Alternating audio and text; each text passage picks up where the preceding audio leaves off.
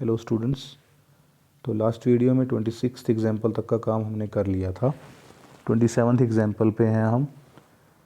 27th example में एक व्यक्ति ने 12,615 रुपये डिपॉजिट कराए।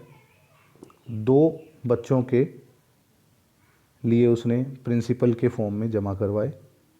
21 साल की एज में दोनों बच्चों को सेम अमाउंट मिलनी चाहिए, इस तरह से जमा कराए। अब बड़े बच्चे की एज 17 साल है, छोटे की 15 साल है, यानी बड़े वाले के लिए जो पैसे जमा कराए होंगे उस पर 4 साल ब्याज लगेगा, छोटे के लिए जो जमा कराए होंगे उस पर 6 साल ब्याज लगेगा। अब हमने जो जो किया है बच्चों, अब तक हमने simple interest, compound interest calculate किया है। कंपाउंड इंटरेस्ट का फॉर्मूला था 1+r/100, r का मतलब rate, raise to power T का मतलब कितने टाइम ब्याज लगेगा, इंटरेस्ट कितने टर्म्स के लिए मिलेगा, कितने क्वार्टर्स के लिए, मंथ्स के लिए। कई बार मंथली रेट होता है, कई बार क्वार्टर में होता है, कई बार हाफ ईयरली होता है, तो उस हिसाब से कितनी बार इंटरेस्ट लगेगा। पी का मतलब प्रिंसिपल और इक्वल टू अमाउंट, अमाउंट का मतलब टोटल कितने पैसे बन गए अकाउंट में। तो इस फॉर्मूले को हमने यूज़ करना सीखा है अब तक। 26th एग्जाम्पल तक हमने ये भी देखा कि अगर प्रिंसिपल ना दे रखा हो, अमाउंट दे रखा हो, तो प्रिंसिपल भी निकाल सकते हैं, प्रिंसिपल दे रखा हो तो अमाउंट भी निकाल सकते हैं। और अगर अमाउंट दे रखा है, प्रिंसिपल भी दे रखा है, रेट भी दे रखा है, टाइम नहीं पता तो टाइम भी निकाल सकते हैं। तो इसके बाद हम 12,615 के 2 टुकड़े जमा करवाने वाले हैं बैंक में। 5% के हिसाब से इंटरेस्ट मिलना है और इस तरह से इंटरेस्ट लगेगा कि दोनों की अमाउंट सेम बने, एक की 4 साल बाद और एक की 6 साल बाद। क्योंकि 17 साल का बच्चा 21 साल का कब होगा, जब 4 साल कंप्लीट हो जाएंगे, और 15 साल का कब होगा 21 का, 15 साल का बच्चा जब 6 साल कंप्लीट हो जाएंगे। तो एक अमाउंट, एक टुकड़े पे 6 साल ब्याज लगाना है, एक पे 4 साल। तो इसने क्वेश्चन में सबसे पहली लाइन लिखी, माना दोनों को जो अमाउंट मिल रही है वो 100 रुपये। अब बच्चों 100 रुपये बनाने में कुछ ना कुछ प्रिंसिपल हमने इन्वेस्ट किया होगा। जो भी प्रिंसिपल हमने इन्वेस्ट किया, एक का मान लिया P1, एक का मान लिया P2। बड़े वाले के लिए अगर P1 है तो P1 पे कितने साल ब्याज लगा होगा, 4 साल लगा होगा बच्चों। तो फॉर्मूला क्या बनेगा, P1 पे annual interest that is 5% raise to power 4 equal to आ रहा है 100 रुपये। हमने कितने दे दिए उनको 4 साल के बाद, 100 रुपये। तो यहाँ से P1 की वैल्यू अगर निकालनी है तो जो यहाँ गुना में होता है वहाँ सामने जाके डिवाइड में चला जाता है। तो 1+5/100 रेज टू पावर 4 इधर डिवाइड कर देगा 100 को, 100 यहाँ डिवाइड का निशान आ जाएगा P1 की वैल्यू निकालने के लिए। तो देखो इसने बुक में यही किया हुआ है, P1 = 100, डिवाइड का निशान है 1+5/100 रेज टू पावर 4।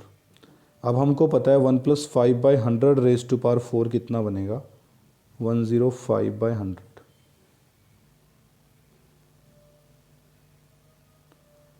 एलसीएम लेने पर, लघुत्तम समापवर्तक लेने पर रेज टू पावर 4।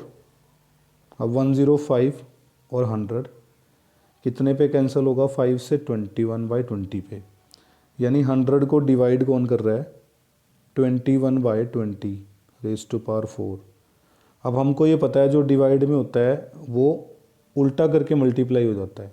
कहने का मतलब क्या है, जो बाय वाला 20 है ये ऊपर आ जाएगा और ये बन जाएगा 100 × 20/21 रेज टू पावर 4। तो यही लिखा हुआ है 20/21 रेज टू पावर 4। इसके बाद कैलकुलेट करना है, इसको कैलकुलेट कर रखा है।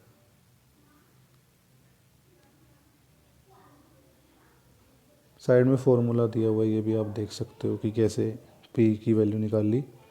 Amount is equal to principal into 1+ rate by 100 की पावर T। अब अगर ये मल्टीप्लाई में इधर, तो सामने जब जाएगा तो डिवाइड में चला जाएगा, डिवाइड में चला गया, इसी तरह यहाँ डिवाइड में चला गया था। इसके बाद नेक्स्ट स्टेप में यही 100 रुपये मिलेंगे पर प्रिंसिपल पे 6 साल ब्याज लगेगा। तो इस बार जो डिवाइड में आएगा वो 1+5/100 की पावर 6 आएगा। उससे क्या होगा, 20/21 की पावर 6 मल्टीप्लाई होगा, उल्टा होकर मल्टीप्लाई होगा, बाय में है जैसे पीछे बताया था। कितने साल का इंटरेस्ट, 21 में से 15 गए 6 साल का। दोनों का रेशो निकाल रखा है P1 P2 का, यानी कितने रेशो में हम प्रिंसिपल को डिवाइड करेंगे, 12,615 को डिवाइड करेंगे। हमने रेशो के फॉर्मूले पढ़े हुए हैं। अगर किसी अमाउंट को 2:3 में हमने डिवाइड करना होता है तो इसका मतलब हम उस टर्म के 5 टुकड़े करते हैं। उन 5 टुकड़ों में से 2 टुकड़े देते हैं पहले पार्ट को, 3 टुकड़े देते हैं दूसरे पार्ट को। अब इसका मतलब क्या है, जैसे मान लो मैंने 1,000 रुपये लिए, उसको मैंने 2:3 में डिवाइड करना है। इसका मतलब मैं उसके 5 टुकड़े कर दूंगा बराबर। 5 टुकड़े कितने बनते हैं, 200 200 200 200 200, है ना, 5 बार 200 आ गया।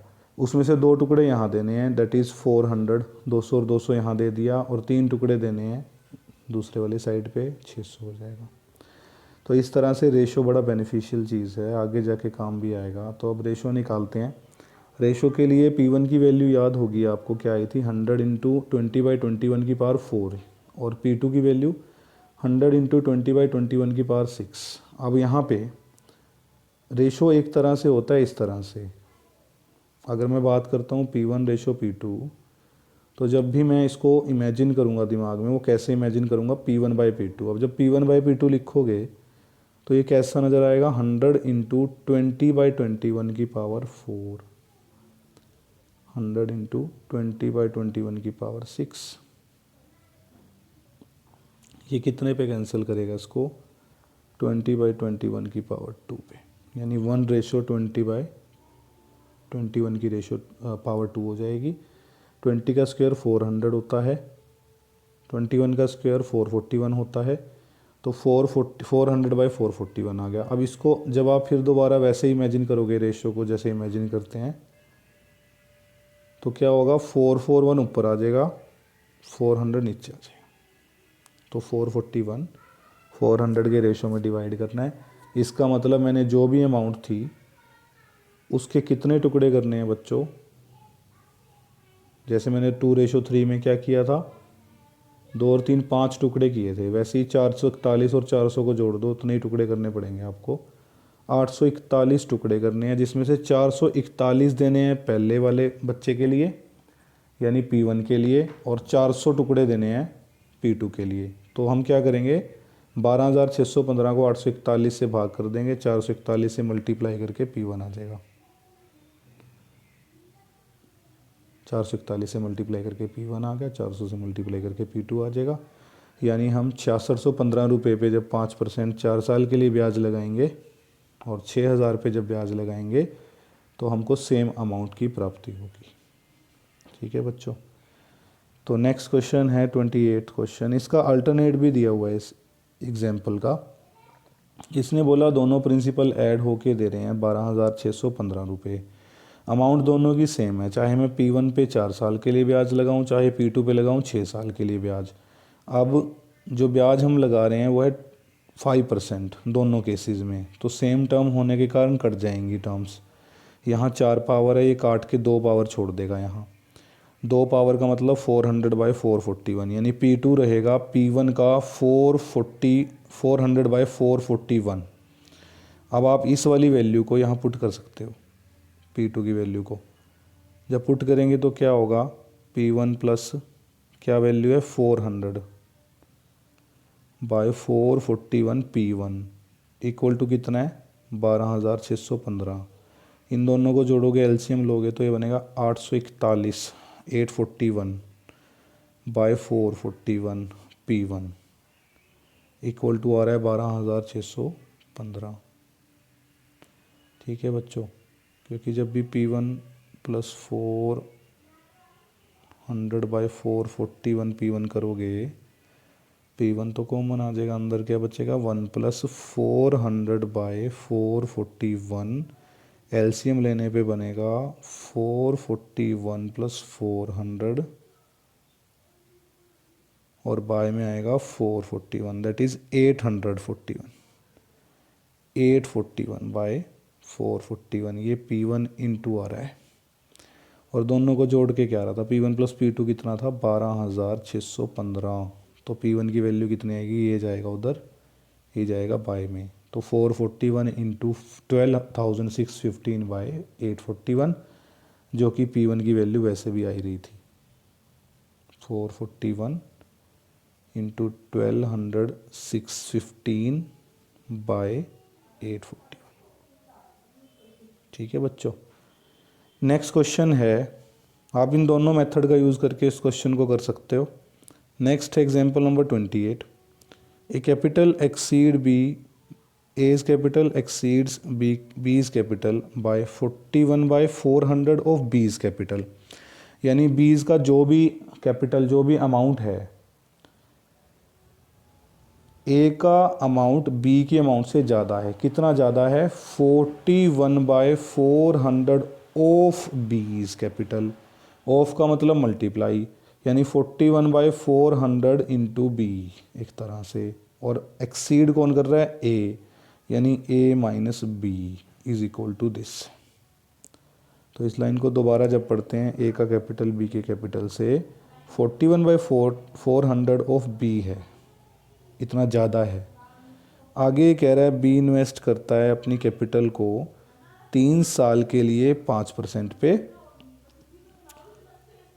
इसके बाद ये कह रहा है at what percent per annum simple interest must A invest his capital. यानी कितने सिंपल इंटरेस्ट पे ए अपनी इन्वेस्टमेंट करे, such that at the end of 3 year दोनों की अमाउंट सेम आए। अब जो फॉर्मूला मैंने सिंपल इंटरेस्ट का पढ़ा है वो पढ़ा है PRT/100। ठीक है बच्चों। और जो कंपाउंड इंटरेस्ट का पढ़ा है वो पढ़ा है P इंटू 1+R/100 ये तो है इंटरेस्ट का फॉर्मूला। इसमें P जोड़ देंगे अमाउंट आ जाएगा। ये सिर्फ इंटरेस्ट है, प्लस P कर दिया तो अमाउंट आ गया टोटल। ये है ही अमाउंट का फॉर्मूला। तो दोनों की अमाउंट सेम करनी है हमने। तो शुरू करते हैं क्वेश्चन को। मैंने माना B की कैपिटल 100 है। अगर B की कैपिटल 100 है तो A की कैपिटल B की कैपिटल से 41/400 फालतू है ऑफ B। A की कैपिटल B की कैपिटल से 41/400 फालतू है। किसका? 41/400 B का। तो अगर B के 100 रुपये हैं तो B के ही 41/400 पार्ट को हमने B में जोड़ देना है। उससे क्या होगा? B से 41/400 पार्ट ज़्यादा जो आएगा वो A होगा, क्योंकि A B से इतना ही ज़्यादा है। तो ये बनेगा बच्चों 400 + 41/4 दैट इज़ 441/4। तो यही लिखा हुआ है बुक में, देखो। 100 B का कैपिटल, B के कैपिटल का 41/400 बनेगा, 0 0 से 0 0 कैंसिल, 41/4। इतना ही A का कैपिटल आएगा 100 में जोड़ के, B के कैपिटल में जोड़ के। B से फालतू दे रखा है A, तो यहाँ A प्लस आ गया 41/4, 441/4 आ गया। अब हमने B पे लगाना है बच्चों 3 साल के लिए 5% इंटरेस्ट। लगा दिया। अमाउंट आ रही है, क्योंकि हम LCM लेना जानते हैं, 21/20, 21/20, 21/20। तो ये मल्टीप्लाई करके आ रहा है 9261/80 रुपये। इतनी अमाउंट आनी चाहिए जब हम सिंपल इंटरेस्ट लगाएं A पे, A की कैपिटल पे। अब A की कैपिटल तो 441/4 है, तो मैंने A की कैपिटल, A की प्रिंसिपल ली 441/4। अब अमाउंट कितनी बननी चाहिए? 9261/80, 928161/80। अगर अमाउंट इतनी बन रही है तो सिंपल इंटरेस्ट कितना आएगा? अमाउंट माइनस प्रिंसिपल, तो वो आ रहा है 441 के बाई में 80 घटाने के बाद LCM लेके। इसके बाद 441/80 जो है ये हमारा सिंपल इंटरेस्ट। तो स्टूडेंट्स हमको SI पता लग गया है, 441/80 आ रहा है। ठीक है बच्चों। तो अगर हमको SI का पता है, हमको P का पता है, दैट इज़ 441/4। हमको T का ही पता है, 3 साल लगाना है हमने सिंपल इंटरेस्ट। R का हमको नहीं पता, R हमने बताना है। तो फॉर्मूला क्या है हमारा, PR/T/100 इक्वल टू SI। अगर यहाँ से मुझे R नहीं पता तो मैं R को इस तरफ रखूँ, बाकी सब सामने भेज दूँ, तो R की वैल्यू क्या आएगी बच्चों, R की वैल्यू आएगी SI इंटू 100/PT। ठीक है, तो SI इंटू 100/PT, यही हमने लगाया फॉर्मूला। ये हमारा SI इंटू 100/PT, 100 इंटू 4 कैसा आ रहा है, ये 441/4 P की वैल्यू थी तो 4 ऊपर चला गया। इसी तरह 441/80 आ रहा है, और बाय में 3 आ रहा है टाइम के नाम का 3 साल। तो ये बन रहा है बच्चों 5/3, यानी 5/3% पर एनम लगाने पे मुझे सेम सिंपल इंटरेस्ट मिलेगा जितना कंपाउंड इंटरेस्ट मिला बी की कैपिटल पे। नेक्स्ट क्वेश्चन है बच्चों, Seema borrowed from Kamal a certain sum for 2 years. Seema ने कमल से कुछ पैसे लिए 2 साल के लिए एट सिंपल इंटरेस्ट, और सिंपल इंटरेस्ट पे लिए। सीमा लेंट का मतलब उसने आगे दे दिए हामिद को, एट द सेम रेट, उसी रेट पे दे दिए, पर कंपाउंड इंटरेस्ट पे दिए 2 साल के लिए। तो 2 साल कंप्लीट होने के बाद सीमा को 110 रुपये मिले, और 110 रुपये उसने कंपाउंड इंटरेस्ट दिया, कमाया, और 100 रुपये उसने सिंपल इंटरेस्ट दिया, यानी 10 रुपये कमा लिए उसने एक तरह से। आपने बताना है कितने सम की बात चल रही है यहाँ पे, कितना प्रिंसिपल है और कितना रेट ऑफ इंटरेस्ट है। अगर दोनों का रेट ऑफ इंटरेस्ट सेम है तो आपने रेट ऑफ इंटरेस्ट भी बताना है, यानी प्रिंसिपल निकालना है मुझे, और मुझे R निकालना है, रेट ऑफ इंटरेस्ट निकालना है। कंपाउंड इंटरेस्ट पता है 110 रुपये, सिंपल इंटरेस्ट पता है 100 रुपये, टाइम पता है 2 साल।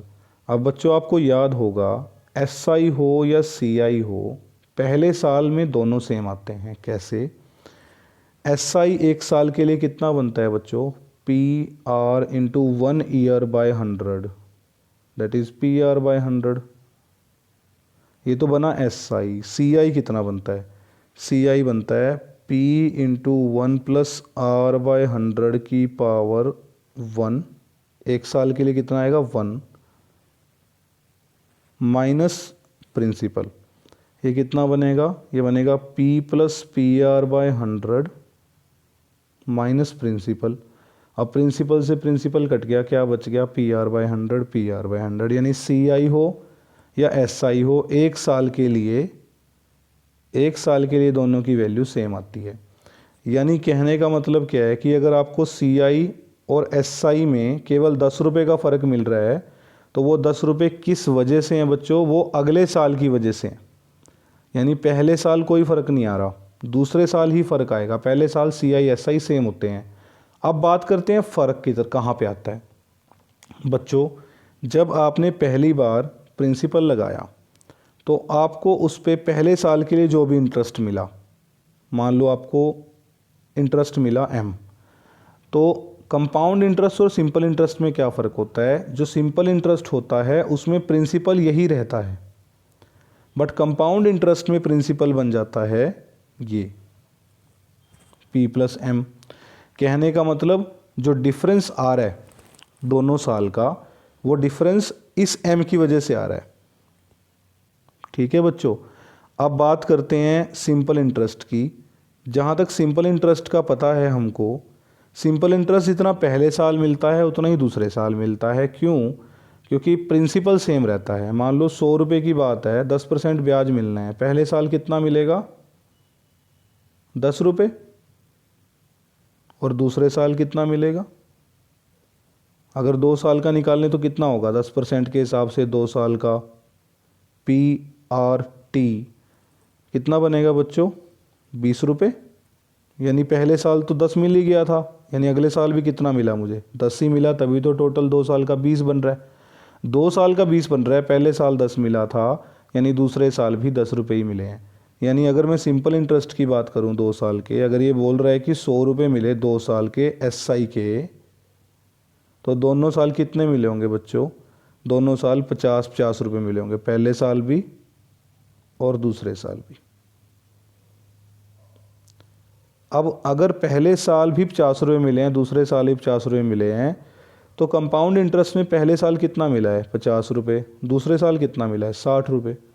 कंपाउंड इंटरेस्ट में फ़र्क कहाँ जाता है, जो प्रिंसिपल है उसमें ऐड हो जाता है इंटरेस्ट।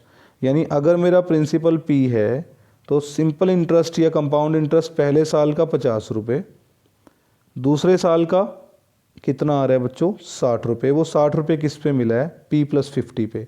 अब P+50 पे अगर 60 रुपये मिल रहा है तो P पे अकेले पे कितना मिल रहा था 50 रुपये, यानी 50 की वजह से कितना मिला है हमको 10 रुपये, तभी मिलके 60 हुआ। ठीक है बच्चों, यानी मेरा जो इंटरेस्ट बन रहा है 50 रुपये पे जो मुझे मिले हैं 10 रुपये एक्स्ट्रा मिले हैं, नहीं तो बाकी तो सेम था। 100 रुपये ही सिंपल इंटरेस्ट, 100 रुपये ही कंपाउंड इंटरेस्ट, दोनों सेम है। बट क्योंकि दूसरे साल सिंपल इंटरेस्ट के केस में तो प्रिंसिपल सेम रहता है, बट कंपाउंड इंटरेस्ट के केस में प्रिंसिपल में पहले साल का इंटरेस्ट ऐड हो जाता है। अब P का तो मुझे 50 रुपये मिलना ही मिलना है जैसे पहले साल में मिला, पर मुझे 50 पे कितना मिला होगा 10 रुपये, तभी मुझे कितने मिले 60 रुपये। यानी 50 रुपये पे मेरा इंटरेस्ट कितना आ रहा है 10 रुपये। अगर 50 पे मुझे एक साल में 10 रुपये मिल रहे हैं तो 100 पे कितने मिलते 20 रुपये। यानी पर 100 मुझे 20 मिल रहा है, यानी पर सेंट मुझे 20 मिल रहा है, यानी 20% इसका इंटरेस्ट बनेगा। अब क्वेश्चन की आंसर देखते हैं। इसने क्या किया बच्चों, इसने 2 साल का सिंपल इंटरेस्ट का फॉर्मूला लगाया, PR की वैल्यू निकाल ली। कैसे, 100 इंटू PR2, 2 साल के लिए 100। PR की वैल्यू कैसे आएगी, 2 जाएगा बाय में, 100 हो जाएगा मल्टीप्लाई, 100 इंटू 100 10,000, PR की वैल्यू आ रही है 5,000। 110 के केस में कंपाउंड इंटरेस्ट है 2 साल का है, तो 110 के केस में P कॉमन ले लिया, क्योंकि कंपाउंड इंटरेस्ट कैसे निकलता है, फॉर्मूले में से हम P माइनस करते हैं, फॉर्मूला अमाउंट का होता है। तो 110 is equal to P common 1 plus R by 100 की पावर स्क्वेयर को खोल के लिखेंगे तो 1 plus A square plus B square plus 2AB, that is 1 plus R square by 10,000 plus 2R by 100 minus 1 तो पहले से ही है, 1 से 1 कैंसिल हो जाएगा, बचेगा क्या, बचेगा 2R by 100 R square by 1000। अब PR की वैल्यू हमारे पास है 5000, वो हम पुट कर देंगे यहाँ। PR की वैल्यू पुट कर दी गई है 2 इंटू 5000, तो 2 से वैसे भी 50 पे कट गया पहले ही ये 100, तो 5000 बाई 50 आ गया, जो कि आएगा 100। और इधर PR स्क्वेयर है, जिसको हम लिख सकते हैं PR इंटू R। PR की वैल्यू 5000 है जैसे कि ऊपर आई है, उसको पुट कर देंगे, इंटू R आ जाएगा। यहाँ 5000 कैंसिल करेगा इसको 2 पे, तो 100 plus R by 2 110, R by 2 की वैल्यू 10, R की वैल्यू 20। ये इस क्वेश्चन में मैंने आपको जो दूसरा मेथड बताया उससे भी आप कर सकते हो। R की वैल्यू आने के बाद आप यहाँ पुट करो R की वैल्यू को 20 को इक्वल टू है 5000, 20 कैंसिल करेगा 250 पे, तो P की वैल्यू आ रही है 250। तो बच्चों इसके बाद एक्सरसाइज सोल्व करनी है आपने। Continuous compound interest, continuous compound interest बोलते हैं, जैसा कि आपने देखा कंपाउंड इंटरेस्ट एक साल बाद जब लगता था तो क्या होता था कि जैसे प्रिंसिपल P दे रखा है और इंटरेस्ट मिल गया मुझे C, तो दूसरे साल के लिए मेरा नया प्रिंसिपल होता था P+C। और अगर यही चीज़ मैं हाफ ईयरली करूँगा तो मुझे इंटरेस्ट मिलेगा साल में 2 बार, और 2 बार मिलने का मतलब पहले 6 महीने तो सिंपल इंटरेस्ट बनेगा, अगले 6 महीने उसमें प्रिंसिपल में इंटरेस्ट ऐड हो जाता था। इससे क्या होता था, जैसे अब 100 रुपये पे 10% लगाया एक साल के हिसाब से, तो 100 में 10% बनेगा 110 रुपये, 100 का 10% होता है 10, 110 रुपये मुझे मिल गए। पर दूसरे साल के लिए कहाँ, तो पहले साल में हमारा जो प्रिंसिपल था वो 100 था, दूसरे साल में 110 होगा। अब अगर यही 100 पे 10% लगाऊं मैं, पर वो मैं हाफ ईयरली लगाऊं, उससे क्या होगा बच्चों, 100 में 6 महीने के बाद 5% जुड़ेंगे, 105 आ जाएगा। 100 का 5% 5 रुपये होता है, और फिर उसका 5% हो जाएगा जो कि 5 रुपये 25 पैसे आता है, 110 रुपये 25 पैसे हो गया। यानी कहाँ तो मुझे 110 रुपये मिल रहे थे, अब मुझे 110 रुपये 25 पैसे मिल रहे हैं। यानी अब फ़ायदा हो गया 2 टुकड़े करने से। अब मैं इसके 4 टुकड़े करता हूँ, 100 रुपये पे 2.5%, ये कितना बनेगा, 100 + 2.5 दैट इज़ 102। ये अभी हमको क्वार्टर का मिला, 1 साल का 10% है, क्वार्टरली इंटरेस्ट लग रहा है। तो 3 महीने के बाद 102 रुपये 50 पैसे हो चुके हैं। उसके बाद अगले 3 महीने में इसका क्वार्टर आएगा दोबारा से, वो कितना बनेगा, वो लगभग बनेगा 2.5125, इस तरह कुछ बनेगा, और ये बन जाएगा 105.0125। फिर दोबारा आप 2.5% लगाओगे।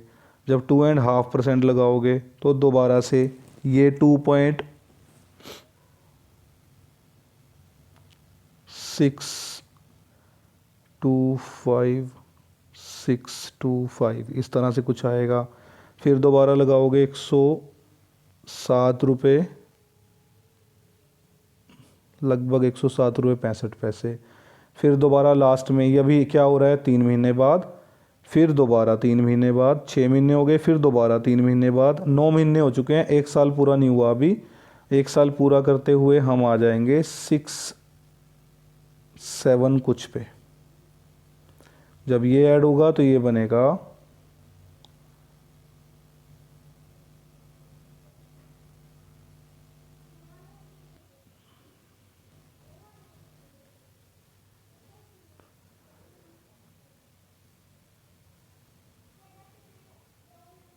110.32। यानी मुझे पहली बार 110 रुपये मिले, अगली बार मुझे 110 रुपये 25 पैसे मिले, और अगली बार मुझे मिल रहे हैं 110 रुपये 32 पैसे। यानी मैं जितने टुकड़े कर रहा हूँ उतना मुझे फ़ायदा हो रहा है। ये कंपाउंड इंटरेस्ट की ख़ास बात होती है। तो अब इसने एट लास्ट मैक्सिमम फ़ायदा देखा, वो किस में होता है बच्चों, वो कॉन्टीन्यूस कंपाउंडिंग ऑफ इंटरेस्ट होता है। इसमें क्या होता है कि हर पर्टिकुलर मोमेंट पे ही इंटरेस्ट जुड़ रहा होता है प्रिंसिपल में। नहीं तो पहले क्या हो रहा था, साल बाद जुड़ रहा था, फिर 6 महीने बाद जुड़ रहा था, हमने क्वार्टरली भी करके देख लिया, हमने उसके बाद मंथली भी किया। तो हमने क्या देखा कि जितना हम ज़्यादा टुकड़े कर रहे हैं साल के, उतना ज़्यादा फ़ायदा हो रहा है। क्यों हो रहा है, क्योंकि उससे हर पर्टिकुलर टर्म के बाद, यानी हर 3 महीने के बाद प्रिंसिपल बढ़ जाता था। प्रिंसिपल बढ़ रहा है तो बाय डिफ़ॉल्ट इंटरेस्ट भी बढ़ेगा। तो बच्चों अब इसने क्या किया, कॉन्टीन्यूस कंपाउंड इंटरेस्ट निकाला। कॉन्टीन्यूस का मतलब हर मोमेंट पे अगर हम यहाँ टुकड़े इतने कर दें कि हर मोमेंट पे इंटरेस्ट जुड़े, तो उस केस में एक फॉर्मूला बना रखा है at last, P × e⁻⁴n/100 equal to amount. ये जो फॉर्मूला बच्चों बनाया है इसने, इसके लिए इसने क्या किया है, इसने रेट के इनफाइनाइट टुकड़े करे हैं, रेट के इनफाइनाइट टुकड़े R/K। अब जब रेट के इनफाइनाइट टुकड़े कर रहे हो, इसका मतलब आप क्या कर रहे हो, आप पहले तो जब 2 टुकड़े करने होते थे हम कहते थे हाफ ईयर है, हम जब 4 टुकड़े करते थे क्वार्टर बोलते थे, 12 महीने का करते थे तो मंथली बोलते थे। तो हम रेट के जब इनफाइनाइट टुकड़े करेंगे, हम कैसे करेंगे, R/K कर देंगे इसको, और K को भेज देंगे इन्फिनिटी पे। इससे हम रेट के इनफाइनाइट टुकड़े कर रहे हैं। इसका क्या मतलब है बच्चों, जितने रेट के टुकड़े होते हैं उतने ही टाइम बाद इंटरेस्ट मिलता है। अब जैसे R/2 था, इसका मतलब क्या है कि साल में 2 बार इंटरेस्ट मिलेगा। अब R/∞ अगर हो गया तो इसका मतलब इनफाइनाइट बार, साल में इनफाइनाइट बार इंटरेस्ट मिला, यानी लगातार इंटरेस्ट मिल रहा है, लगातार मिल रहा है हर मोमेंट पे।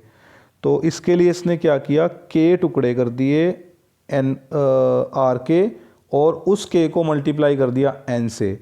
अब N से मल्टीप्लाई करने का मतलब क्या है, जैसे मान लो 12 साल की बात होती थी, छमाही के हिसाब से, हाफ ईयरली के हिसाब से हम देखते थे 24 आता था। इसी तरह अगर हम क्वार्टर के हिसाब से देखते थे तो कितनी टर्म्स आती थी, 12 सालों में 48 टर्म्स। अगर महीने के हिसाब से देखते थे तो 12 साल में कितनी टर्म्स बनती थी, 144 टर्म। तो अब यहाँ अगर आप इन्फिनिट टर्म देखना चाहते हो तो आप उन 12 साल को, यानी यहाँ n में अगर ईयर्स लेता हूँ तो उसको k से मल्टीप्लाई कर दोगे और k को भेज दोगे इन्फिनिटी पे। इससे क्या होगा, साल के कितने टुकड़े हो जाएंगे, इन्फिनिट टुकड़े। तो ये फार्मूला जो बना है बच्चों, ये फार्मूला जिन बच्चों ने +2 में मैथ पढ़ा है वहाँ एक फार्मूला होता था 1+1/m⁻m m tend to infinity goes to e। ये e बच्चों एक यूलर कांस्टेंट है, इसका नाम यूलर कांस्टेंट है। ये एक वैल्यू है, कांस्टेंट वैल्यू है जिसकी वैल्यू होती है 2.71828। तो ये एक कांस्टेंट वैल्यू है जो फॉर्मूले के अकॉर्डिंग आ जाती है यहाँ पे, और फॉर्मूला बन जाता है p इंटू e⁻r(n/100)। इस फॉर्मूले को लगाएंगे। एग्जाम्पल नंबर 1, 5000 पे 12% के हिसाब से 3 साल के बाद अगर कॉन्टीन्यूसली कंपाउंडेड इंटरेस्ट लगे तो कितना अमाउंट मिलेगा। तो फॉर्मूला सामने है हमारे, PERN/100, e⁻r(n/100), n कितना है 3 साल, रेट कितना है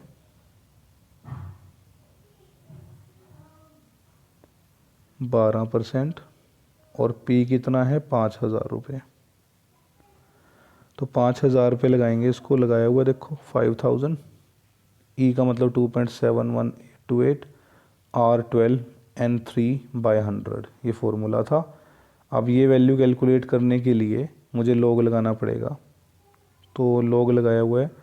log का एक फॉर्मूला था log mn = log m plus log n, वो फॉर्मूला लगाया गया log m log n।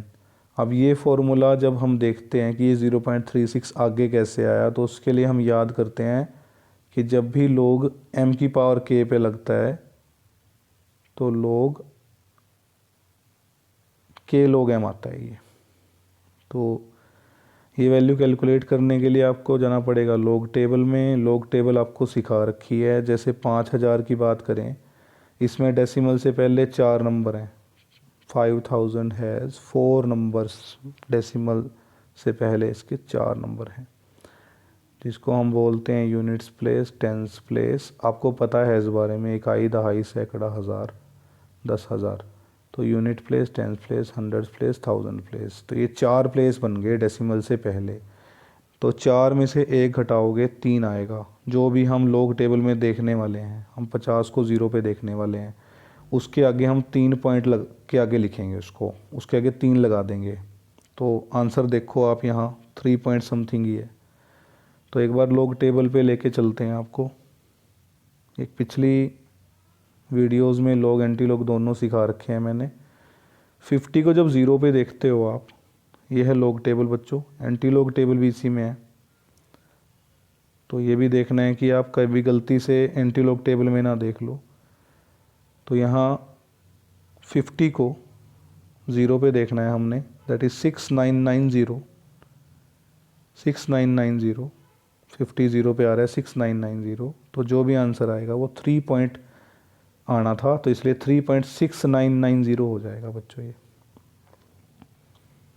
3.6990। तो आप साथ साथ बुक में भी देख सकते हो अपनी। लोग 2.71828 निकाल लेंगे। डेसिमल से पहले एक ही नंबर है, 2 एक ही नंबर है, तो जो भी आंसर आएगा वो 0 पॉइंट समथिंग आएगा, 0 पॉइंट आ रहा है। इसके बाद हम देखेंगे 27 को 1 पे और 8 पे, 27 को 1 पे और 8 पे।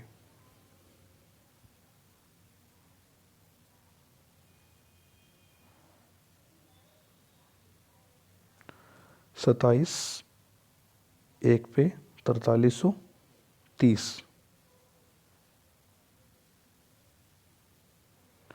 4330 और 8 पे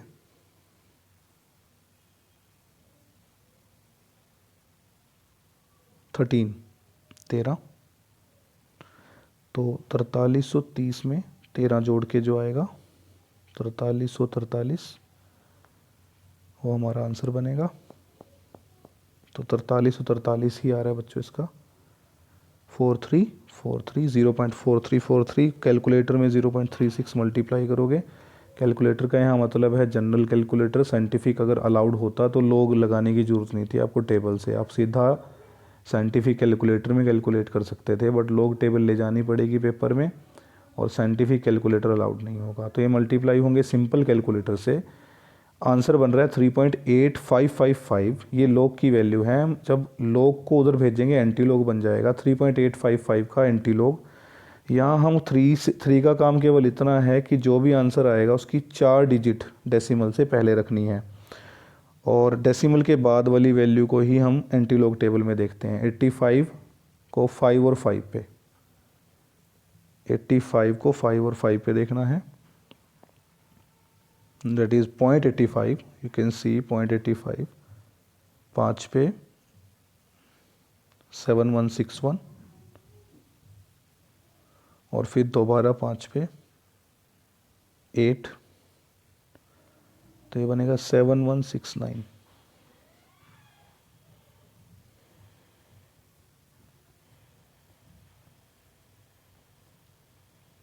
answer is 7169। Next question, how long will it take for a principal to be 3 times of itself. किसी प्रिंसिपल को अपना 3 गुना होने में कितना टाइम लगेगा, यानी अगर P दे रखा है तो उसको 3P बनने में कितना टाइम लगेगा। इफ़ मनी इज़ वर्थ, अगर मनी के ऊपर 10% कंपाउंडेड कंटिन्यूसली इंटरेस्ट लगाया जाए। फॉर्मूला हमको पता है P e⁻⁴ और ये बोल रहा है कि ये 3 गुना हो जाएगा तो 3P हो जाएगा। P से P कैंसिल हो गया, 3 = e⁻⁴ आ रहा है, जहाँ पे R का हमको पता है 10%, तो फॉर्मूले में 3P पुट किया गया, R की जगह 10, P से P कैंसिल, e⁻⁴ 10/100 0.1n बनेगा। log लगाया गया, log 3 की value, log e 0.1 n log e निकाला जाएगा। अब log e यानी log 2.71828। अब हमको n निकालना है, n निकालना है बच्चों, तो n को एक तरफ रखना पड़ेगा, बाकी सब सामने भेजने पड़ेगा।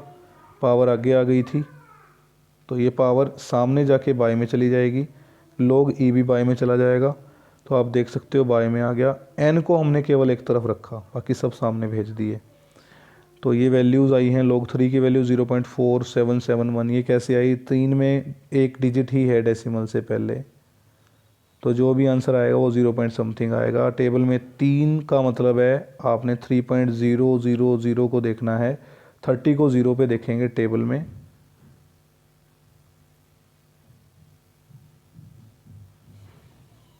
थर्टी को 0 पे, 30 0 पे कितना आ रहा है 4771,